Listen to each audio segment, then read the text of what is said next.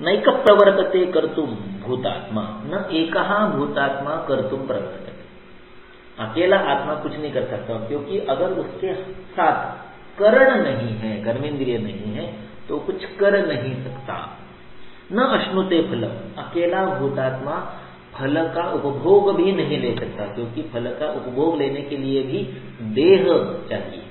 तो एकः भूतात्मा, चेतना धातु अति एकः, ये अकेला ना कुछ कर सकता है, ना किसी फल का उपभोग ले सकता।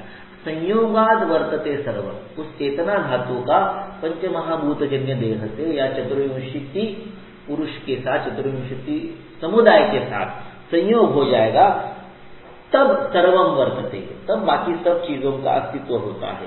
तब रुते, अगर भूतात्मा नहीं है और पंच महाभूत है, ये बाकी के 23 तत्व है, तो भी कुछ नहीं हो सकता। यानी अकेला आत्मा है और बाकी देह नहीं है, तो भी कुछ नहीं होता।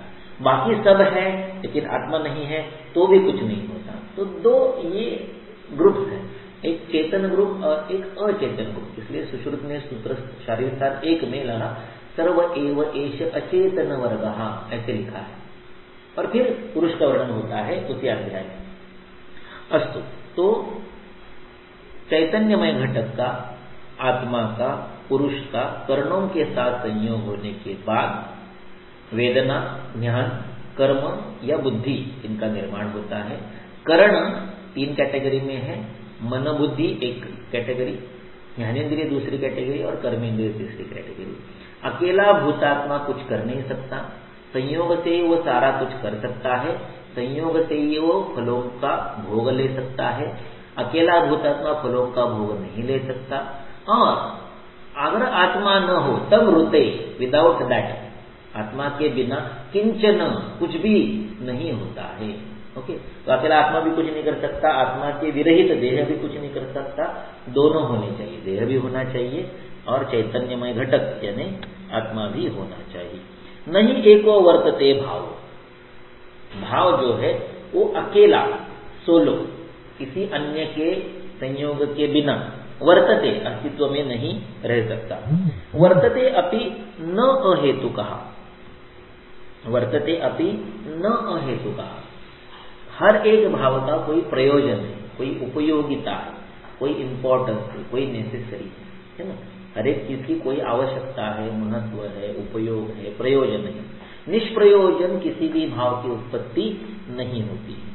शीघ्रगत्वात् स्वभावत्वात् अभावो न व्यतिवर्तते, किंतु अभाव जो है किसी चीज का नाश हो, ये काल पर निर्भर होता है। शीघ्र, हर एक भाव जो है वो कभी न कभी नष्ट होगा। जातस्य ही ध्रुवो मृत्यु, किसी चीज का निर्माण हुआ है, समथिंग इज मेड, तो नष्ट होगा ही होगा। आज होगा, कल होगा, जल्दी होगा, बाद में होगा, लेकिन नष्ट होगा ही। शीघ्र, शीघ्रगत्व, वो नष्ट होने के लिए ही बना है।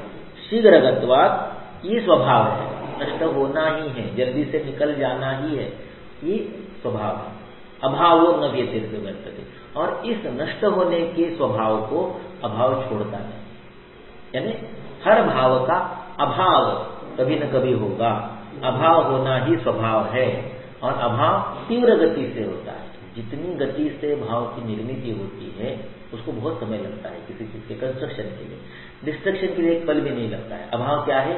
शीघ्रगामी है, अतिशय फास्ट अभाव हो जाता है। जैसे उदाहरण दिया था पिछले व्याख्यान में कि अपलोड के लिए बहुत टाइम लगता है, डाउनलोड तो झट से होता है ना। क्या डाउनलोड के लिए बहुत टाइम लगता है, डिलीट के लिए एक क्षण भी नहीं लगता है।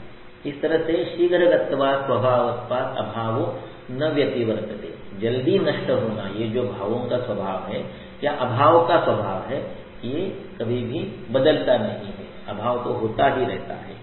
अस्तु, अनादि पुरुषो नित्यो विपरीतस्तु हेतुजः। अभी देखिए क्या है, तत्वज्ञान में अभाव होता ही है।